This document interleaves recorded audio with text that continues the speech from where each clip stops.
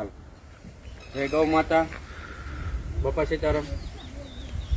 આજે હું બનાવું છું આપણે બિયારણને જે પટ મારવાનું હોય બીજા મૃત કહેવાય, બરોબર. એની માટે આપણે લીધું છે 5 લીટર પાણી. કેમ કે આપણે જોઈએ એટલું જ વાપરવાનું બનાવવાનું છે. અને 500 ml ગૌમૂત્ર છે, 500 ગ્રામ છાણ છે અને શેટાપાળાની માટી, બરોબર. અને સૂનો લીધો છે આપણે, જે આપણે આ સૂનો છે આપણે જે મળે એ વાપરી શકાય. 10 ગ્રામ સૂનો જેવું છે, બરોબર. એટલે સૌ પ્રથમ હોય તો પેલા છે ને આપણે એક પાત્ર લેવાનું છે,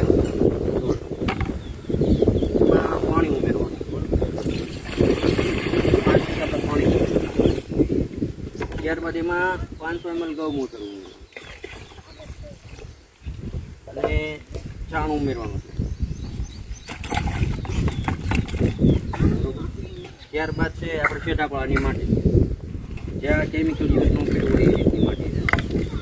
કે આપણે યુઝ તો કરતા નથી, એ માટે આપણે વાડીની પણ ચાલુ છે, બરોબર.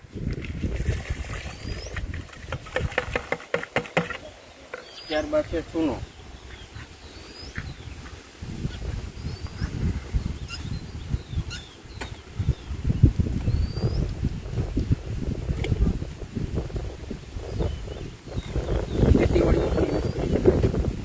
આપણે પટમાં પટ મારવાનું.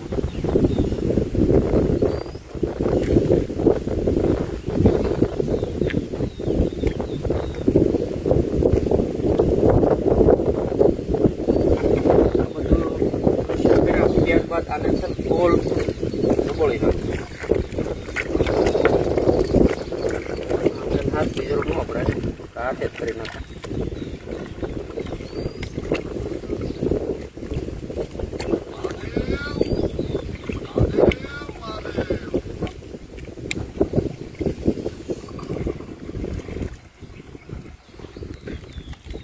તૈયાર થઈ ગયા પછી 12 કલાકથી 24 કલાક પીડ્યું દેવાનું.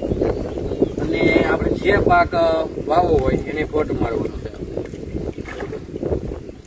આવી રીતે આપણે કરી અને કમ્પ્લીટ કરી નાખવું.